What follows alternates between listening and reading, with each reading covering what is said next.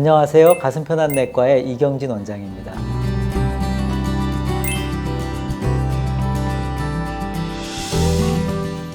제가 순환기내과 의사를 해보면은 대개 두 개의 증상을 갖고 환자들이 많이 오세요.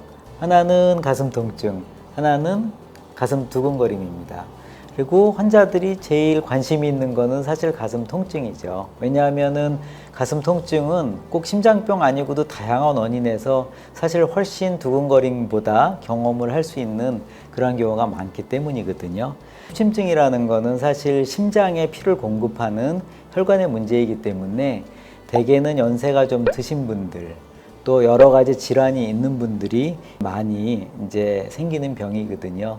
그래서 이러한 그 가슴 통증이 있을 때 이게 과연 협심증일까 하는 부분들은 그 환자의 증상을 열심히 의사가 들어보고 거기에 관해서 여러 가지 검사를 해서 그 진단을 내리게 됩니다. 통증이라는 거는요, 이제 여러 단계를 거쳐요. 왜냐하면은 통증이 있으면은 그거를 어떤 장기, 물론 심장이겠죠. 거기서 느끼는 신경이 이제 뇌에서 그거를 한번 해석을 하는데 그거를 약하게 느끼는 사람도 있고 세게 느끼는 사람도 있고 불편하다고 하는 사람도 있고 아프다고 하는 사람도 있고 그래서 거기서 한번 왜곡이 생기고요. 또 똑같은 느낌이 이제 있어도 그걸 표현하는 게 다 틀려요. 어떤 분은 똑같이 아픈 건데도 뭐 답답해요 이러는 분도 있고요. 어떤 분은 막 짓누르는 것 같아요 이러는 분도 있거든요. 협심증의 증상이 꼭 통증만 있는 거는 아니고요. 대개는 이제 호흡곤란, 그러니까 숨이 차다, 특히 움직일 때 숨이 차다, 뭐 이러한 증상들도 많이 오시고요. 또 협심증이 있을 때 부정맥이 생길 수도 있거든요. 그래서 두근거림으로 오기도 합니다. 그래서 왼쪽 가슴이 아프다, 이게 협심증의 증상은 맞지만 매우 다양한 증상이 이렇게 나타나기는 합니다. 그래서 어떤 경험이 많은 의사가 이러한 통증을 호소했을 때 여러 가지 문진을 통해서 그 사람이 협심증의 가능성이 많은지를 이제 확인을 해야 됩니다.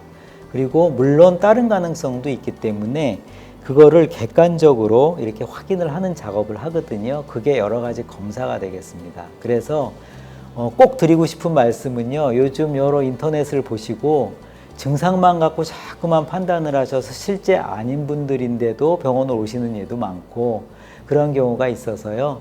그러한 부분은 어떤 많은 정보들 중에서 이걸 잘 취합해야 되는데 그게 쉽지 않거든요. 그래서 그러한 부분이 있다는 것을 반드시 아셔야 될 것입니다.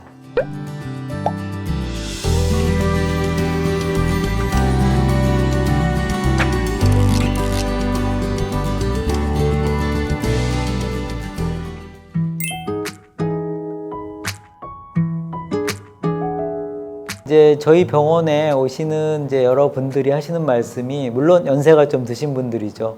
나는 나이 많은 사람들만 심장병이 있는 줄 알고 왔는데 무슨 젊은 사람들이 이렇게 많냐 그러시는데요. 요즘 굉장히 젊은 분들이 이 순환기내과 방문을 많이 합니다. 근데 그거를 잘 분석해 보면은요. 예전보다 여러 가지 이제 질환들이 연령대가 굉장히 낮아지고 있기 때문에 실제적으로 예전에 제가 대학병원에 근무했을 때 심근경색의 제일 나이 어린 분들의 평균은 사실 30대 후반이었어요. 근데 요즘은 30대 초반에도 심근경색, 협심증 분명히 있습니다. 그래서 어떤 질환이 이제 병이 점점 연령대가 낮아져서 젊은 분이 많은 것도 있지만 또 하나는 여러 그 인터넷 매체를 통해서 인터넷을 많이 보는 세대가 젊은이거든요. 그래서 그러한 분들이 그런 거를 보면서 내가 그런 병이 아닐까 해서 병원을 많이 오는 경우도 있습니다.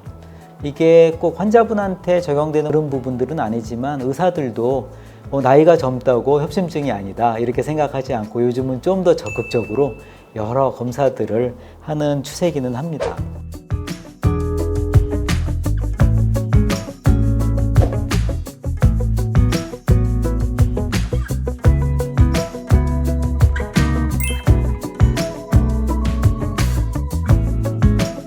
그리고 이제 궁금해 하시는 것이 제일 대표적인 게 협심증하고 심근경색을 좀 헷갈리세요. 그래서 협심증은 심장에 피를 공급하는 관상동맥이 많이 좁아져서 어떤 우리가 이제 운동을 한다거나 아니면은 이제 심장이 부하가 많이 걸릴 때만 증상이 나오는 거를 협심증이라고 하고요. 심근경색은 조금 달라요. 많이 좁아졌다고 해서 심근경색이 되는 게 아니고 협심증의 초기라도 그 동맥경화반이 예를 들어서 파열돼서 거기서 혈전이 갑자기 생겨서 갑자기 막혀서, 그러니까 혈관이 완전히 막힐 때의 증상이라서 이거는 협심증하고는 완전히 틀리기 때문에 증상이 매우 심하고 지속적입니다. 물론 흉통으로 그렇게 올 수도 있고 호흡곤란으로 올 수도 있지만 양상이 너무 틀리기 때문에 우리가 보통 아는 것들, 그런 증상들은 협심증으로 훨씬 많이 이렇게 외래를 방문하시고, 가끔씩은 심근경색으로 이렇게 환자들이 이제 오시기도 합니다.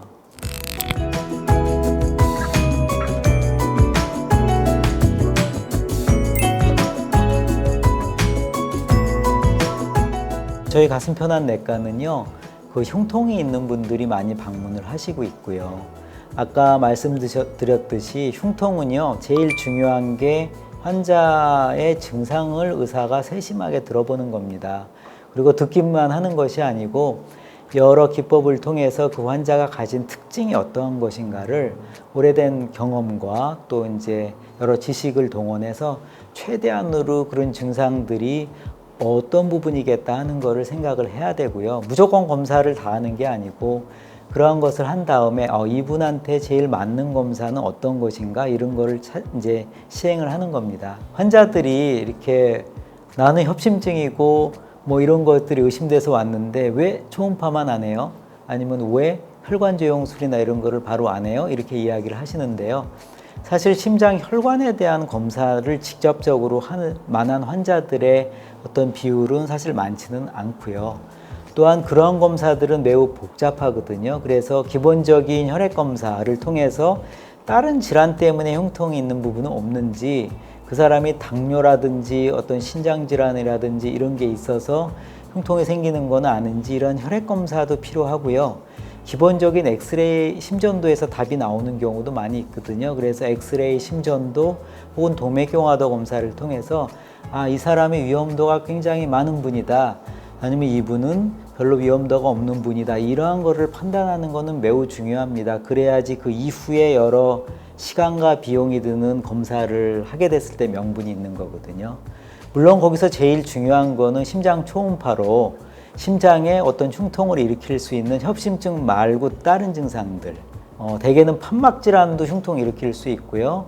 또 요즘 백신 때문에 문제가 있는 어떤 심근염, 심낭염, 이런 것들을 이렇게 가려줘야 되거든요. 그래서 그런 거를 가리고 나서 이분이 심장 혈관에 문제가 있겠다라는 판단이 들면은 그 다음 검사를 합니다.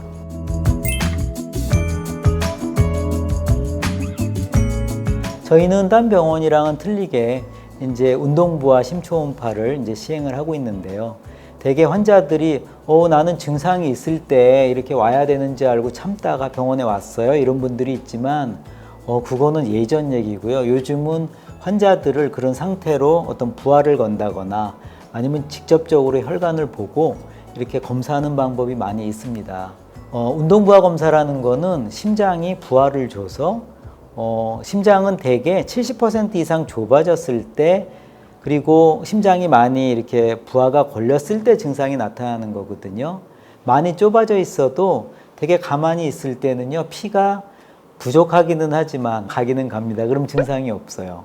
그럼 그거 진단 안 되거든요. 그거를 우리가 부하를 줘서 하는 것이 부하 검사인데, 운동부하 심초음파는 심전도도 체크를 하지만 운동 전후로 심장 초음파에서 심장 근육의 움직임을 미세하게 판단을 하기 때문에 사실 정확도가 90% 이상 되거든요. 그러면은 요즘 보통 하게 되는 CT라든지 이러한 것과 이제 근접을 합니다. 다만 운동부하 심초음파는 이제 의사가 잘 판단을 해서 이 환자가 그 검사가 적합한지를 보고 판단을 하는 거지, 환자분이 저는 운동부하 검사가 하고 싶어요, 그래서 그게 다 적응증이 되지는 않습니다. 특히 요즘 같은 경우에는 어떤 코로나랑 이런 상황이기 때문에 이제 환자가 뛰면 호흡이 가빠지고 뭐 여러 가지 이제 문제가 있기 때문에 사실 요즘은 운동부와 심초음파는 그렇게 많이 하지 않는 분위기고요.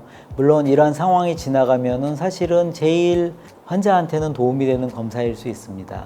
요즘 조금 더 이제 많이 하는 거는 관상동맥 CT라는 거를 합니다.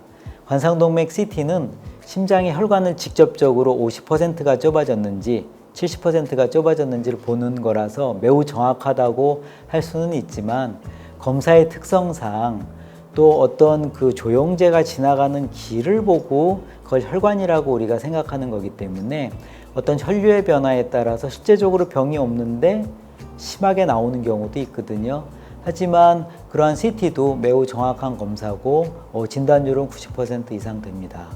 또 환자의 어떤 상황에 따라서 CT를 할 수 없는 분도 있습니다. 예를 들어서 CT를 할 때는 맥이 일정해야 되고 빠르지 않아야 되는데 부정맥이 있다거나 혹은 어르신들 귀가 잘 안 들리셔서 숨을 참아야 되는데 그거를 잘 못 받치시거나 이러한 분들은 CT를 하기 힘들고요. 그래서 어떤 경우에는 뭐 핵의학 검사라든지 그런 거를 하고 그 협심증의 확진 검사는 그 혈관 조영술이거든요. 근데 혈관 조영술은 사실은 외래 기반으로 할 수 있는 검사는 아니고 환자가 어떤 입원 시설도 필요하고 여러 가지 백업 이런 시스템이 필요한 곳이기 때문에 대개 저희도 그런 거를 꼭 해야 되는 분들은 대학병원에 의뢰를 하되 물론 환자분이 이제 편하게 하실 수 있도록 그런 어떤 시스템적으로 해서 하기는 하는데요.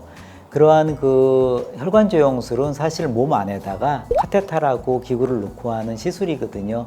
그래서 그런 부분은 꼭 필요하다고 판단됐을 때 시행을 하게 됩니다. 물론 뭐 대학병원에서도 그렇게 하시지만 저희 가슴편환내과에서는 이제 조금 다른 곳과 틀리게 사실 외래 기반으로 하는 병원에서는 대부분 그런 검사들이 안 되는데 저희는 그 심근요소라고 어떤 협심증이 굉장히 심한 경우 혹은 심근경색이 있을 때 심장이 미세하게 파괴가 되면서 거기서 나오는 효소가 있거든요. 그거를 그러니까 정량적 그러니까 수치로서 이게 정상을 넘었냐 안 넘었냐 이런 것들을 할 수가 있습니다. 그래서 환자는 증상은 있는데 일반적인 초음파나 여러 가지에서는 특별한 것이 없고 그랬을 때 그 검사에서 문제가 있어서 바로 시술을 보내는 경우도 많거든요. 그래서 이런 협심증의 진단에 있어서는 여러 의사의 경험과 그 다음에 여러 기기들 이런 것들이 매우 중요하다고 할 수가 있습니다.